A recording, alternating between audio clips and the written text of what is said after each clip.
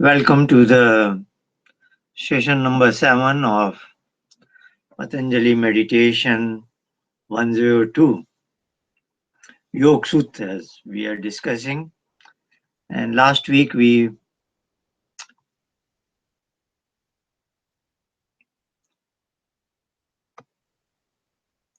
this is our number 7 session. Last week we discussed first 5 statements of the second chapter. Second chapter is called as Sadhanapad, whereas the first chapter was called Samadhipad. As I mentioned earlier, first chapter is related to those superior quality people who do not have clash in their mind. Clash is tentatively we are defined as ignorance. And in the second chapter, now he starts with Kriya Yoga, which has an objective to diminish clash. That's what we saw last time. So, second point one was Tapa Swadhyaya Ishwar Pranidhanani Kriya Yoga. These are 3 elements of Kriya Yoga. Tapa, which is a kind of action oriented. Swadhyaya is self study, which is, of course, in the knowledge direction. And Ishwar Pranidhan, love and surrender to Ishwar, is in the direction of Upasana. Though in the first chapter, what was Abhyas, that has a correspondence with Tapa, and what was Vairagya, to gain maturity by become wiser, has some relationship with the self-study, knowledge acquisition. So what was Abhyas is now Tapa, and what was Vairagya has a correspondence with this. Ishwar Pranidhan was discretionary, but an efficient mechanism in the first chapter, but now it is mandatory in the second chapter for Kriya Yoga. What is the benefit of Kriya Yoga? That is mentioned in second point 2. Samadhi bhavanartha klesh tanukarnarthascha. So first benefit is that you get inclined towards samadhi, and that was the subject in the first chapter, Samadhi Path. That so first chapter becomes relevance. You become qualified to jump to the first chapter. How does that happen? Because klesh tanukarnarthascha. Because Kriya Yoga will diminish your klesh. In the first chapter also, klesh has come Vitaya Panchataya Klishta Aklishta. That was fifth statement in the first chapter. And I mentioned that the entire first chapter is for the Chitta without Klesh. Aklishta has a shadow in the entire chapter. Then Klesh comes again in defining Ishwar. Klesh Kayam Vipakashe Apayamishta. Ishwar is void of Klesh. But both these occasions, Klesh is more in the absence mode, is not quite present. But in the second chapter, which is relevant to human beings, where mind is embedded with ignorance, Klesh is coming again. And this is the occasion Patanjali uses to describe and define what Klesh is. So Kriya Yoga will diminish Klesh, and thereby it will make you more qualified towards Samadhi path. And now he is in the second point 3, describing what Klesh is. He is listing 5 terms here: avidya, asmita, raga, dvesha, avinivesha, klesha. So these are five terms here, which are five types of klesh. First is avidya, second asmita, third is rag, dvesh is fourth, and avinivesh is fifth. And they are now described in the next few statements. He is devoting two statements to avidya. First, he declares there is avidya is one of the five kleshas, but it is very prominent and principal type. So, second point four says avidya kshetram uttayesham prasupt tanu vichinnu udaharanam.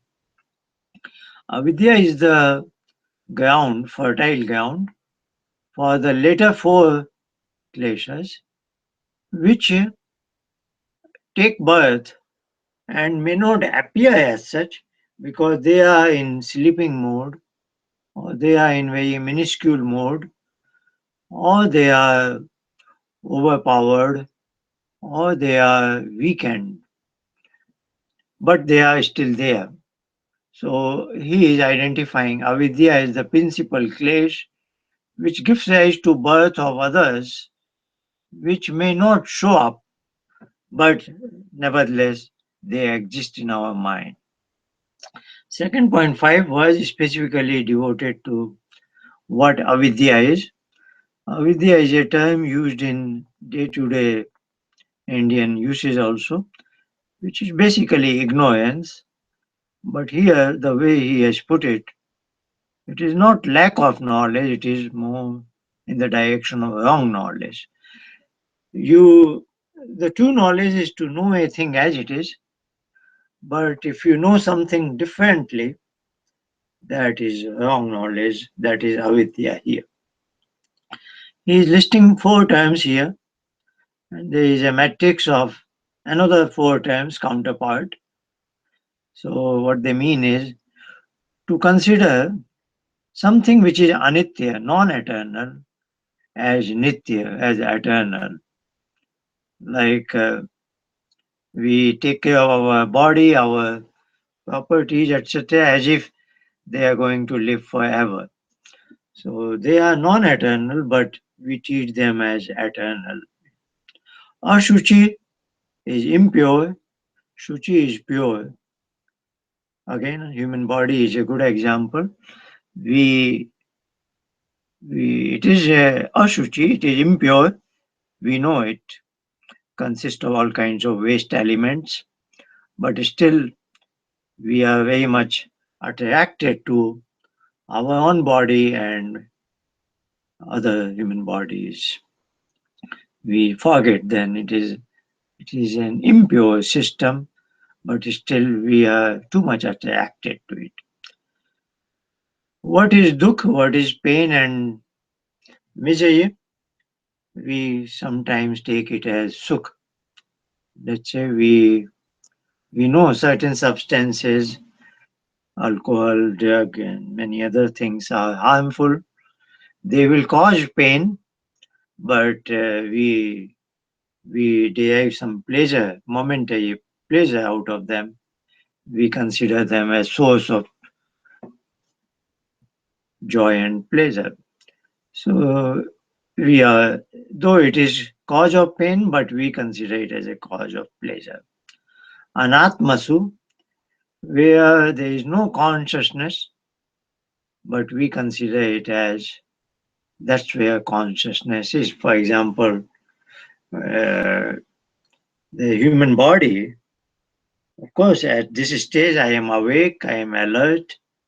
It looks like a conscious body, but consciousness is not quite the property, characteristics of my body. But I may think as if my body is conscious, which is not true. So these are wrong understandings, and that is what avidya is. Now we are moving further today to some four other kleshas, and let's look at it. Second point six is saying Digdarshan Shaktyo Ekatmatev Asmita. So now this is clash number 2 called Asmita. Asmita here. What is it? Digdarshan Shaktyo. Shakti is power, the ability. Dig is a power to observe, and darshan is power to exhibit. In particular, the soul, the example we keep on looking, the the thumb in the fist. The soul is the thumb, and chit is the inner palm. And soul is always watching the screen, the chitta.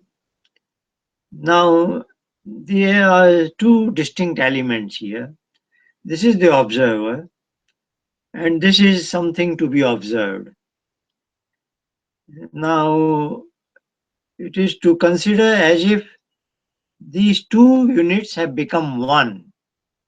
That is asmita klesh, which is again ignorance, wrong understanding, wrong knowledge. What could be elaborated here is this is an instrument that connects me to the world and it brings all information and knowledge here. So this is an instrument, but this has no meaning if there was no observer. So the observer has an ability to decipher what is on the screen. So they together, of course, make a pair, a kind of a dipole, both depending on each other to give a completeness of the process, which is namely acquisition of knowledge. But somebody is not aware of these two distinct entities and as if it is one. That is asmita klesh. Let me give you another example. Say I am reading a book here. This is piece of paper and there are some letters are printed on this sheet of paper. I am a human being, conscious human being, and I have an understanding about this particular language. This is Patanjali's Yoga Sutras in Sanskrit, and I can make some sense out of it. This is an instrument, and I am the person who is going to decipher these words and make some sense out of it. I can read this book. But if the same book, say there is a cat or a dog or a cow, for that animal, this is just a piece of paper. And that also is not relevant to that animal, whether it is paper or plastic or polythene, whatever it is. It doesn't make, it's irrelevant for. So when it comes to me as a human being, I know this particular language. This is an instrument which I can use and make some sense out of it. The book and the reader make one full dipole that allows a particular process, namely the reading. This instrument alone is of no good, and me alone, I cannot read a book if there is no book. So both together, I am a reader if there is a book, and the book can be read only by a reader. So there are two entities. When they come together in a proper manner, then the process is completed properly. That's what is happening with the chit also. Chit is an instrument like a book. I am an observer like the reader. And if I am together, then the process can be completed because both the chit has its own ability, it has its own power to exhibit something. and I have inherent power to read, to visualize what is on my chitta. I am an observer. I have a power to observe, and this has the power to exhibit. But one who doesn't know the intricacies of all this deep in my mind considers that this is one entity. That wrong understanding is called Asmita Klesh. The way I have translated here is, let me go back to the screen share.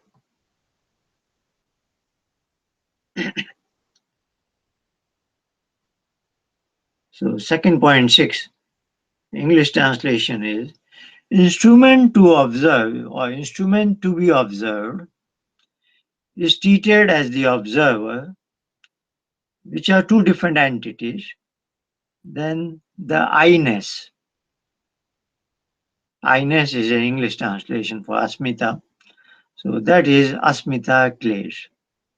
I give an example of a French philosopher, René Descartes. He has a famous statement, I think, therefore I am. Which sounds like a good statement. It is, but it is partly part truth. It is not whole truth. Because in meditation, we are trying to come to a moment where we become thoughtless, when there is no thinking also. But yet, I continue to exist. So, what Descartes is saying, under the influence of this Asmita Klesh, because his thinking operation at the mind is working, therefore, he says he exists. In his case, in his understanding, he, as an individual human being, and his mind, which does the thinking, they are merged as one. But we are trying to make a distinction here that me, the observer, and the instrument of thinking, the chit, are two different entities. They have their own powers, Shakti, and this should not be visualized as they are merged as one. They are two different units. Just like a driver and a car are two entities, when the human being as a driver enters into the car and drives the car, it is a moving car, which may look like one unit to somebody, but the fact of the matter is there are two distinct entities there. The human being is a conscious human being, an automobile is an instrument of transportation, and when the person enters into the car, he drives the car, he gets himself transported from place 1 to place B. But then he can get out of the car again once the purpose is solved. So this is what an instrument is, and somebody who is the end user of an instrument.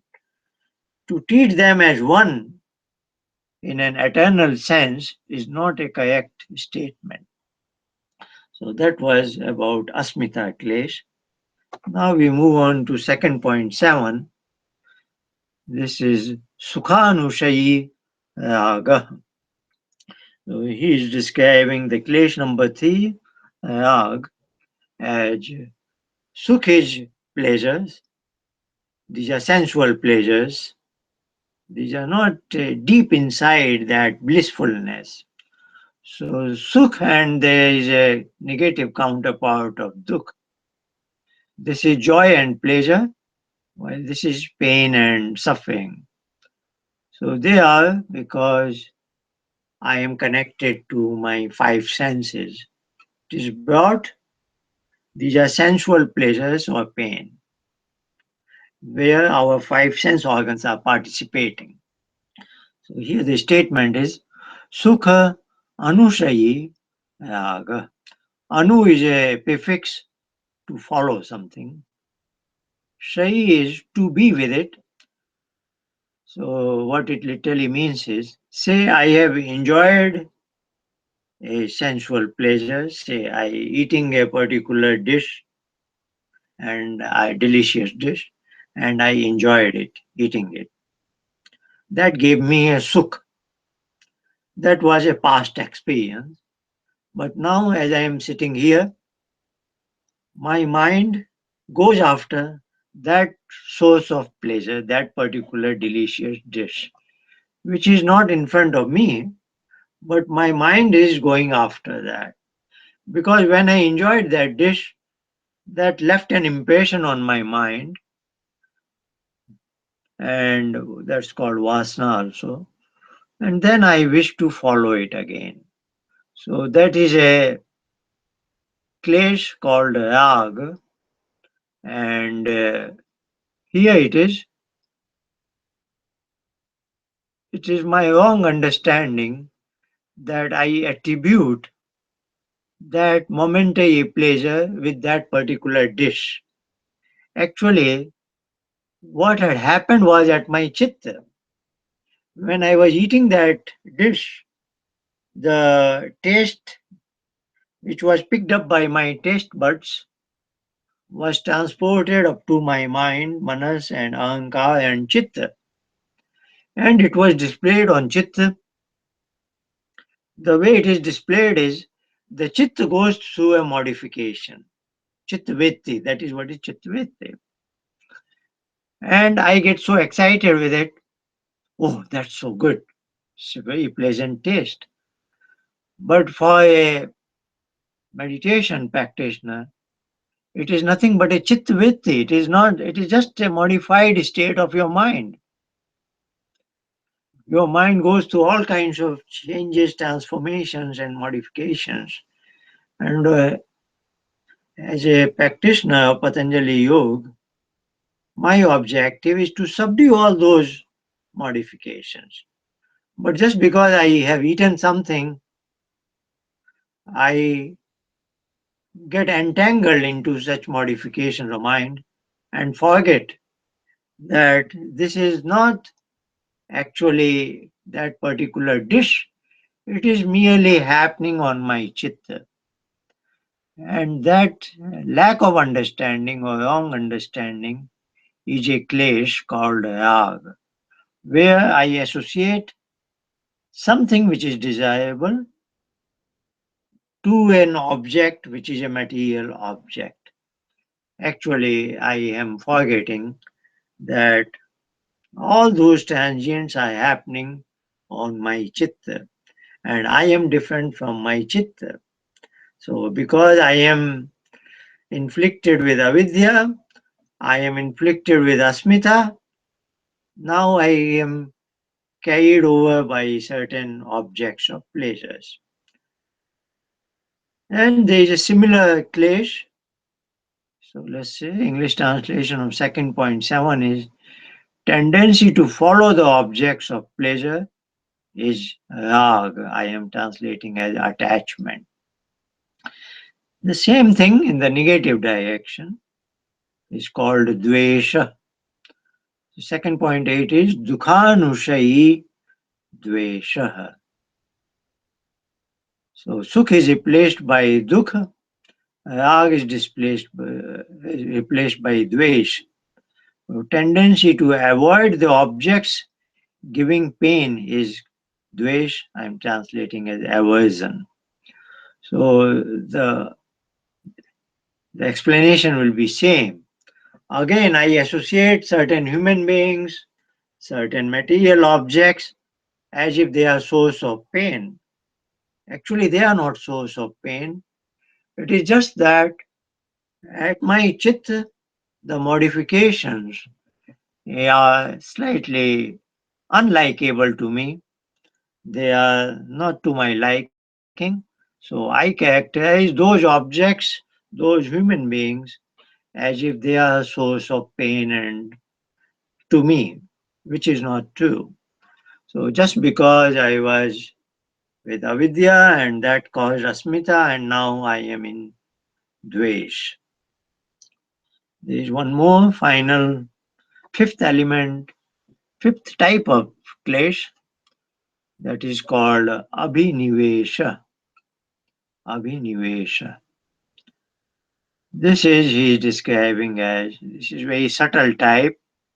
Swarasavahi vidusho api tatharudho abhinivesha.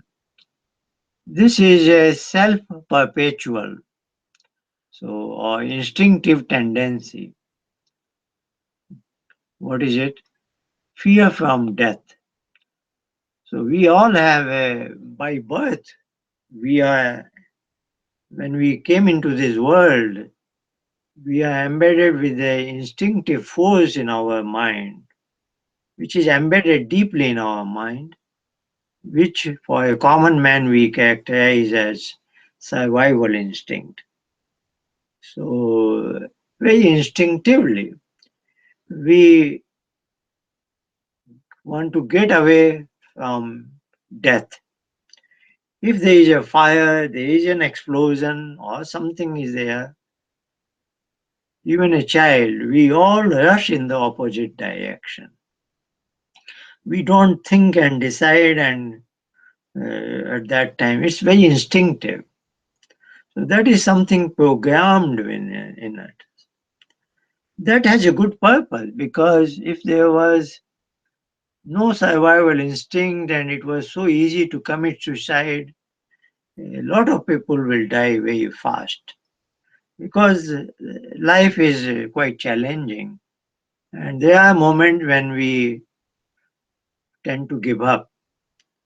So, survival instinct is a very strong force within us that even if life is not going good, things are not to my liking, I wish to continue to live. There is a force in me. Of course, that has a purpose. If I don't live sufficiently long, then I don't meet the objectives of the human life. And of course, as Patanjali is trying to convince us, the primary objective of the human life is to get to know who I am. That's what all this is about. But if we are just in survival, then also the life is no good. So what this particular clash is me saying is Swayaswahi, because there is a very instinctive force within me, which is for my good, namely survival instinct. Now that gives rise to Abhinivesh Klesh in the sense, without being aware of it, I may cling to life because it is a very natural tendency, which is survival instinct, to self-perpetuate. Swaswahi, because it is survival instinct, but the line is very thin, and I might cross to the other line, other side, that it becomes Abhinivesh Klesh. What is Abhinivesh Klesh? As if I want to self-perpetuate. I want to cling to life. I want to hold it. I forget the objective of human life. I am not concerned with the meeting, reaching the destination for the human life, but I just want to live. So that tendency, and he is warning us that even learned people are inflicted with it. So what was that?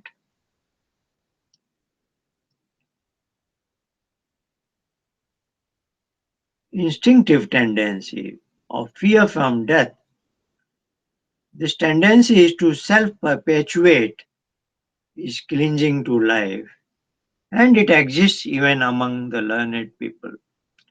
So survival instinct is positive, but then it goes out of its boundaries and then it becomes abhinivesh. And without our being aware of it, it happens by itself because survival instinct is natural. So it Abhinivesh is a very natural derivative of survival instinct that even learned people get inflicted with it. That's what is Abhinivesh. The point here is yes, we want to survive, but our life should be not just for sake of it is just not for sake of living. It is to achieve certain objectives of human life, principally to get to know who I am. I am different from my mind. This is the observer, and this is the chit, and I am different from it.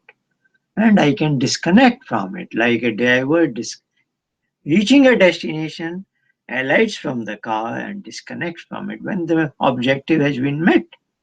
So, but in the process of the journey, I do need the cooperation of my mind. Because only with my mind, with my chitta, I can understand Patanjali's teachings. So these are the part of the process. But if you are not careful, then you can slip in a particular direction. And this is the what Patanjali is telling us. Abhinivesh is a very subtle clash, and we should be aware of it. Let's move on. Now there are three more slides, which is from statement number 10 to 15. Now here Patanjali is analyzing how clash becomes dukh, the pain. Indeed, in our early part of the course, we did say that clash is the cause of the pain, and that is why it is not desirable, it is undesirable. But that was our tentative understanding. Now he is going to prove it. So we will see these six statements. Second point 10 is te petipaso heya sukshma. Now he's saying how, because the purpose of Kriya Yoga was to diminish klesh tanukarnathascha. That was second point 2. Klesh should be diminished. Now, the process of diminishing, if it is a plant, you can cut out a plant, but he is not recommending that. He is telling us that klesh will be diminished in a different manner. So the word here is te is referring to all these five kleshas. Prati is a prefix which is in the counter direction, like clockwise and counterclockwise. So prati is in opposite sense. Prasau is taking birth. So if I plant a seed, it gets germinated into a kernel and then it breaks the upper layer of the soil and a small tiny plant begins to show up. So that is the birth of a plant. And if it is allowed further, it grows further. It has branches, it becomes a tree. This is the process of Pesau, taking birth. Just imagine, it is an imaginary hypothetical situation. If a plant could go back to become a seed, so that is what Patanjali is imagining, that Prati Pesau, this is regarding the kleshas. Sukshma is they should become subtle. Hey means they are worth to be discarded. So, but what is the process? They should be gradually going back to where they came from. So, this is wrong knowledge. Wrong knowledge took birth principally from avidya. Avidya is also wrong knowledge. And if I gain true knowledge, then that avidya, ignorance will diminish. So he is now saying, as if The clash is not something which is uprooted or chopped off or something. You have to be patient, and then it will become tinier and tinier and will get lost the way it had taken birth. So the English translation, they, the kleshas, the word they sounds very similar to they. They has become they. This is plural and third person, and that's what this is. So they is referring to the kleshas are worth discard. They are hay is worth discard. How they can be made to return gradually to their roots. So Pati Pasav and Sukshma, how through asampajyat samadhi. So we have discussed the sampajyat samadhi was intuitive cognition. When something appears on my chitta, but that is not of my making. If I make further progress in the direction of yoga, when my chitta is blank, then certain processes are taking place in my mind in the lower layer of chitta, which is where ahankar is, which is where actually kleshas reside. Because chitta is just a screen, nothing can reside there. It is not a it is not a storage device. While ahankar has a ability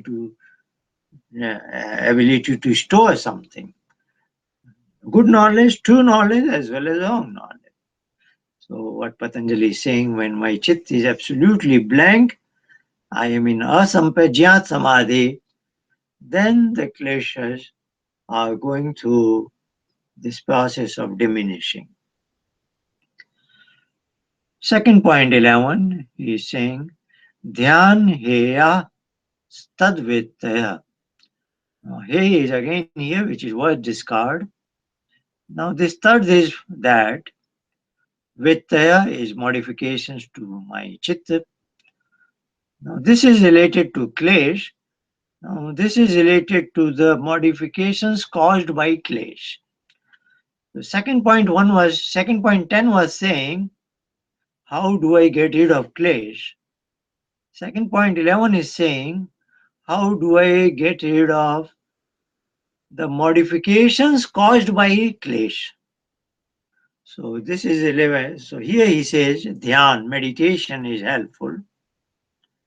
Which was not quite stated here, that's why I had put in the parenthesis, asampajyat samadhi, but that is what is brought here, because technically this is taking care of the vrittis of chitta.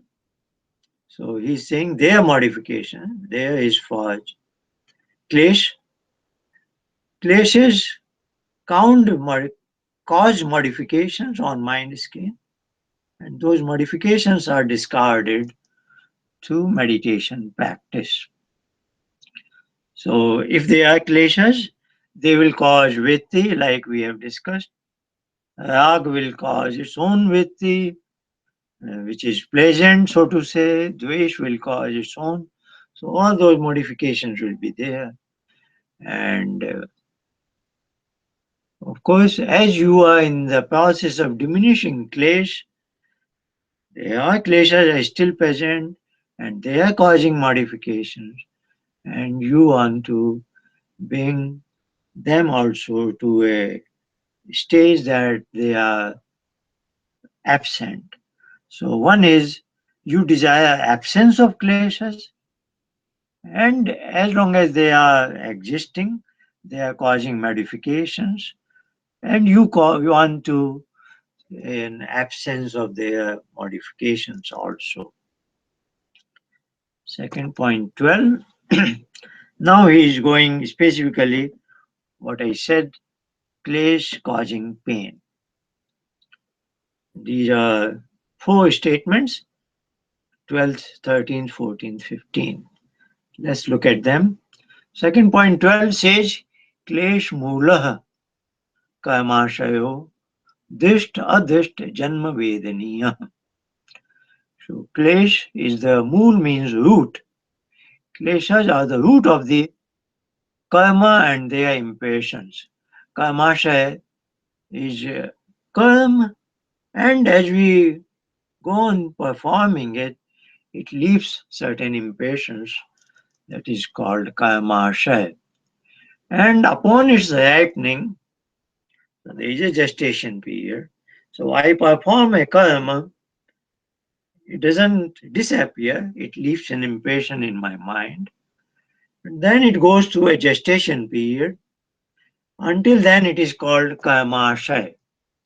And then it gives rise to a fruit, ripening of fruit. And then I get the taste of that fruit, sweet or bitter, whatever it is.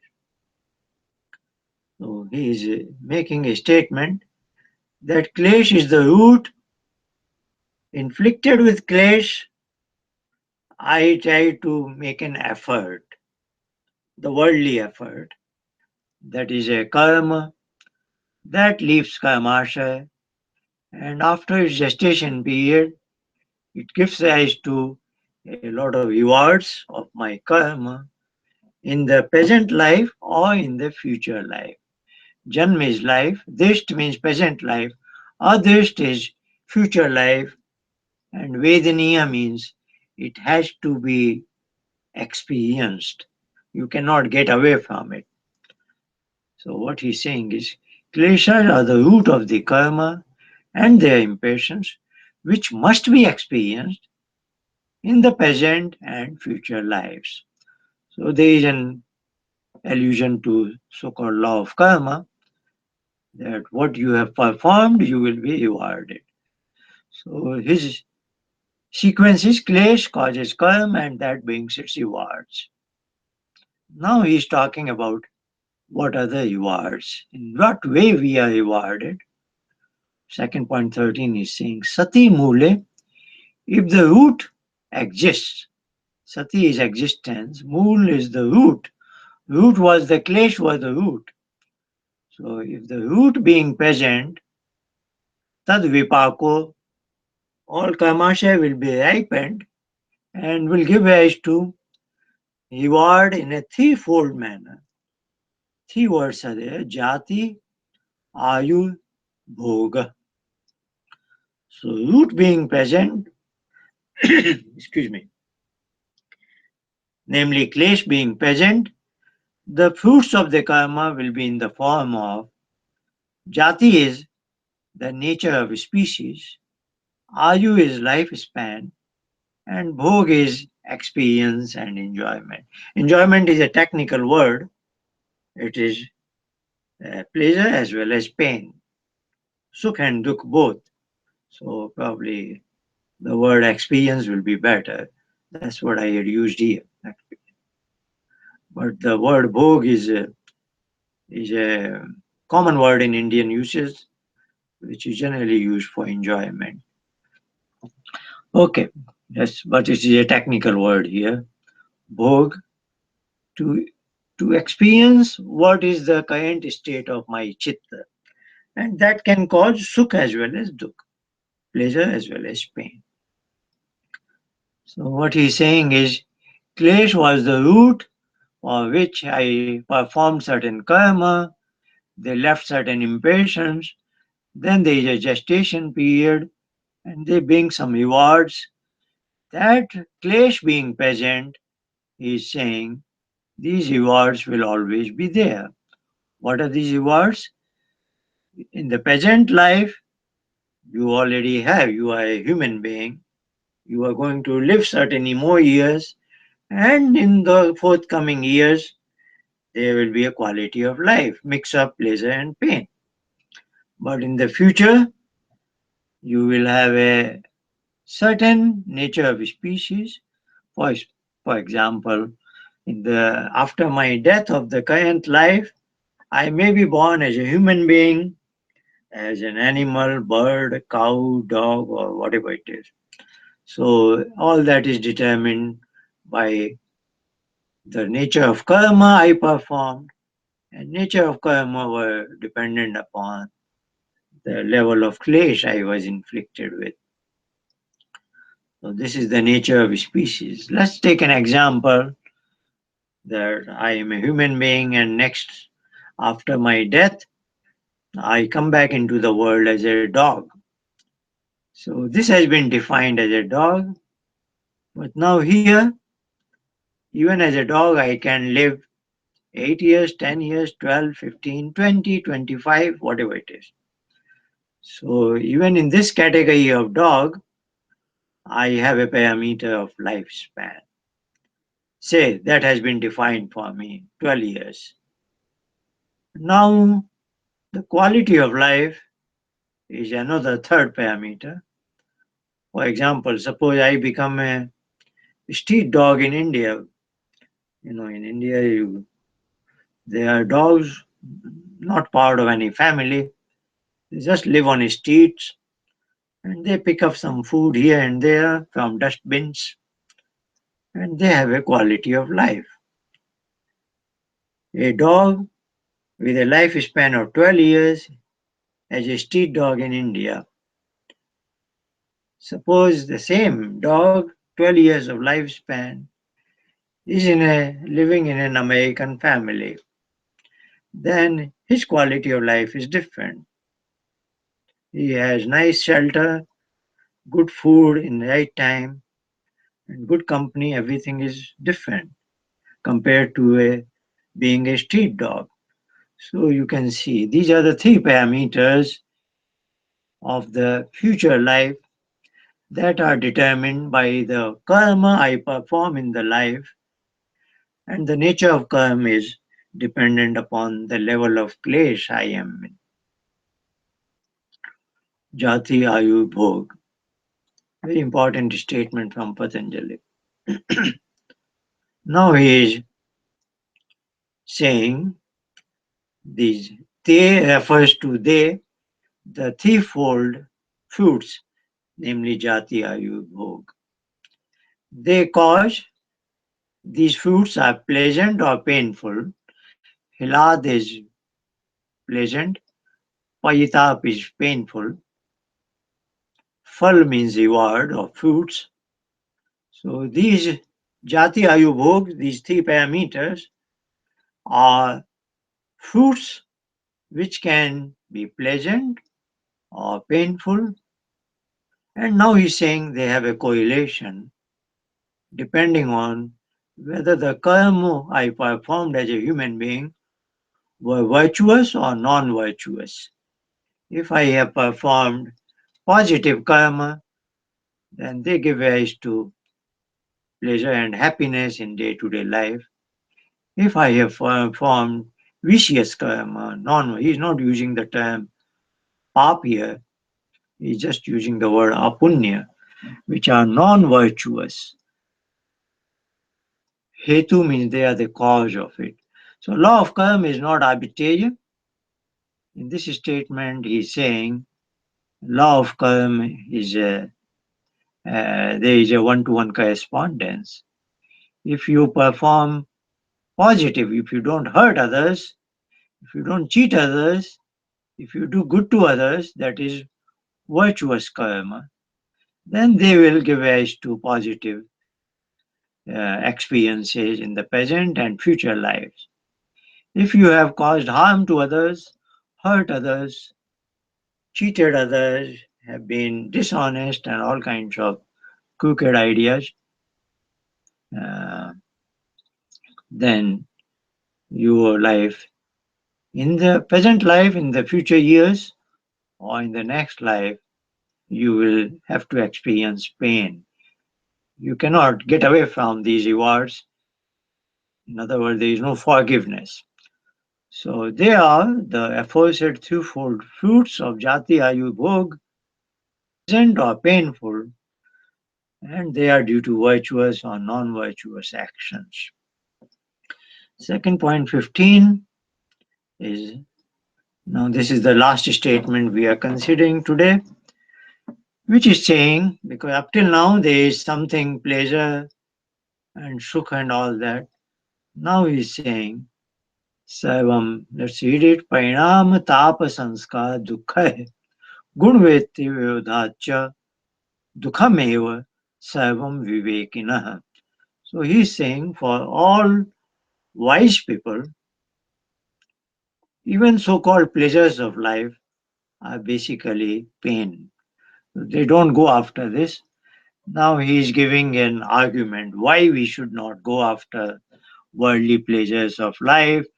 And so, the way history has been built, Klesh gives rise to karma, karma gives rise to rewards, which can be pleasant as well as painful.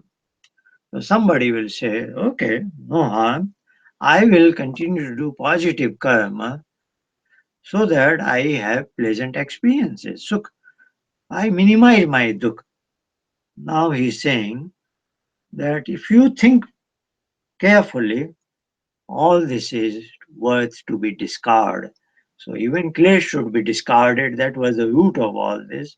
So all karma should be discarded so that you are not into this cycle of birth and death. So that's what he's saying here. Parinam tap sanskar dukha. He's saying if there is any karma, clash we perform a karma, any karma gives rise to, there are three types of associated pain there. Let's look at parinam is consequence. Say I enjoy eating a particular dish. Let's say I enjoy eating ice cream. Then it can give rise to my some kind of cold and cough problem. It can lead to diabetic problem.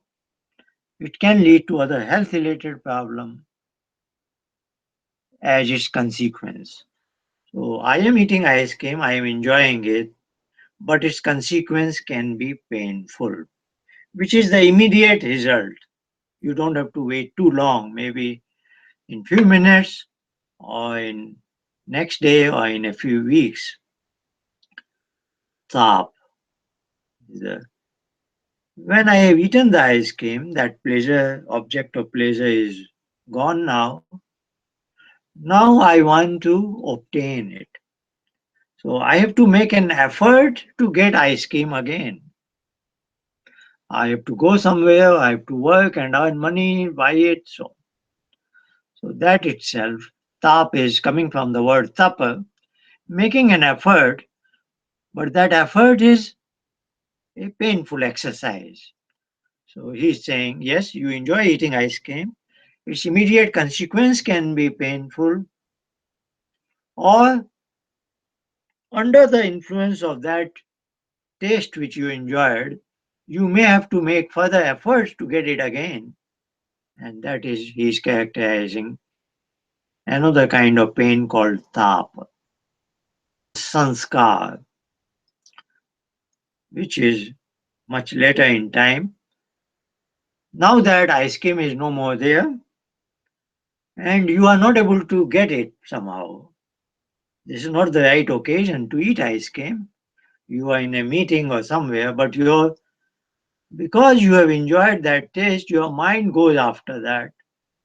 So the sanskar is the impression left by the taste of the ice cream, and that causes pain because you cannot eat ice cream now. This is an assembly. You are in a meeting somewhere where it will, it is obviously it is out of time, out of place to eat ice cream. But that impression of ice cream is so much disturbing you. You are not able to eat ice cream, but at that moment you are under the pain that you would like to eat ice cream, but you are unable to eat it. So he is identifying that yes, you are associating pleasure with a particular object, namely ice cream. That association can be painful on these for these three reasons: parinam, tap, sanskar. Now he's saying dukha gunvetti vyodha cha. Cha is for additionally. He's saying that Even all these experiences, even the fact that you enjoyed the ice cream was nothing but gunvritti, was a modification on your chitta basically. And that goes through all kinds of transient. So it is just that in a particular mode, uh, gun is a technical term coming from Sankhya, sato gun, rajo gun, tamo gun. So as we have seen in the very first session, when I was describing the schematic diagram, the chitta is a, three modes are three strands are tied up together, and then every moment our chitta is, uh, is going through the interplay of these three modes. So when sattva is, which I tried to explain as three primary colors, so he is saying that so-called experience is nothing but interplay of these guna, which is a property of a matter basically, and that is what is appearing on your chitta, and you characterize it as sukha, but it is transient. It is nothing but a particular transformation in your chitta. Therefore, all those who are wise people, Vivekina, who have gathered the wisdom, they say that all this that is appearing on my chitta is nothing but dukkhameyo, is worth discard. So basically, it is the interplay of my chitta, and also because of these three factors, he is warning us that don't go after the objects of worldly pleasures. Of course, they are needed. We ought to eat food, but they should be the means to survive, and not they are not the objects of life. Object of life, uh, the end objective of human life is something else. And until we reach there, we need all kinds of means: food, home, house, and automobile, computer. We need all kinds of objects, but we should not consider them as source of pleasure. So otherwise, we are likely to get attached to them, and then we will forget about what is the ultimate human objective of life. So this is where, so we have covered 15 statements of the second chapter, which was basically Kriya Yoga.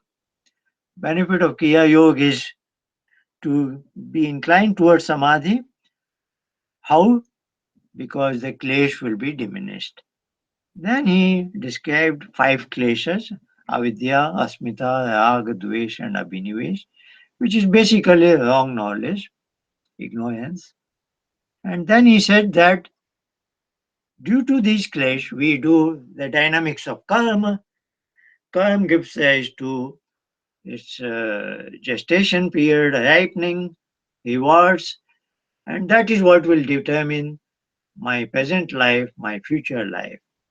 And life as a whole is mix of three parameters: the nature of species I am, the lifespan I will live, and the quality of life I have.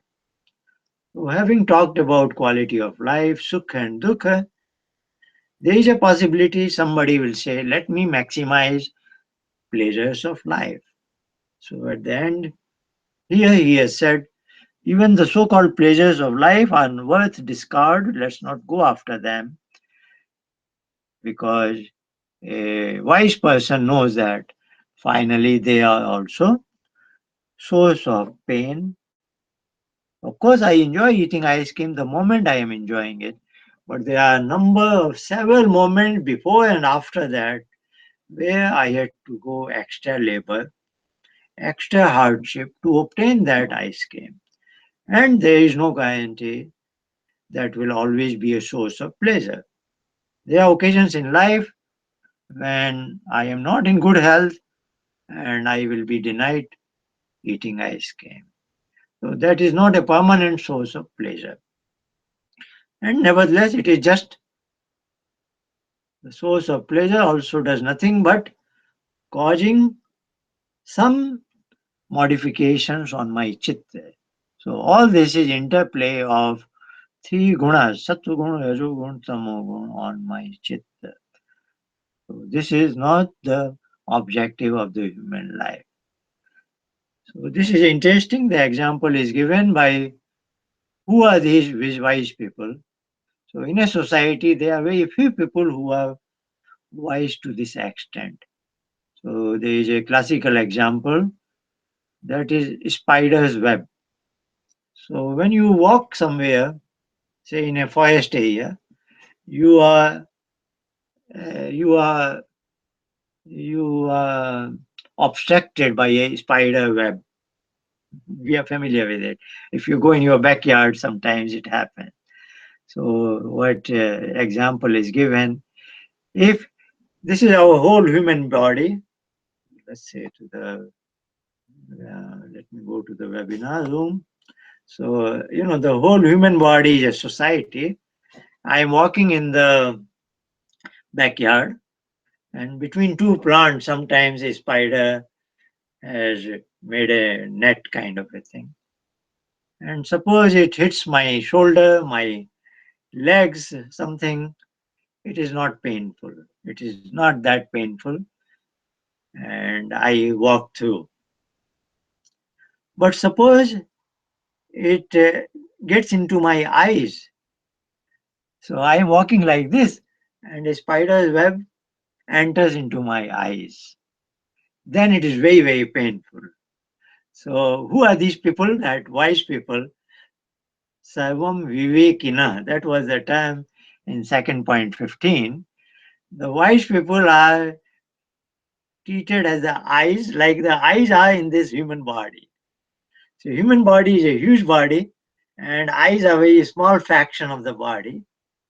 The other parts of the human body did not get much disturbed by the spider's web, but my eyes get tremendously disturbed by the spider web. So he's saying, in and if it is get disturbed, I become careful because after all, these are my eyes and they feel the pain. So I feel the pain. So what Patanjali is trying to tell us, to all the common people who are like the overall human body, you should listen to what the eyes are saying, those wise people. Wise people are like my eyes. If they feel the pain, if they say it is painful, I should make a note of it. So that's where we can end today's seventh session.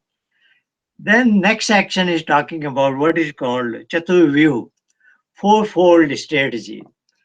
So now he will be philosophically saying that we want to get away from pain. And the only way we get away from pain is to get this experiential knowledge that this is my soul, is different from my chitta, and this is self realization. So we'll go into that next session. Thank you all very much. See you next week.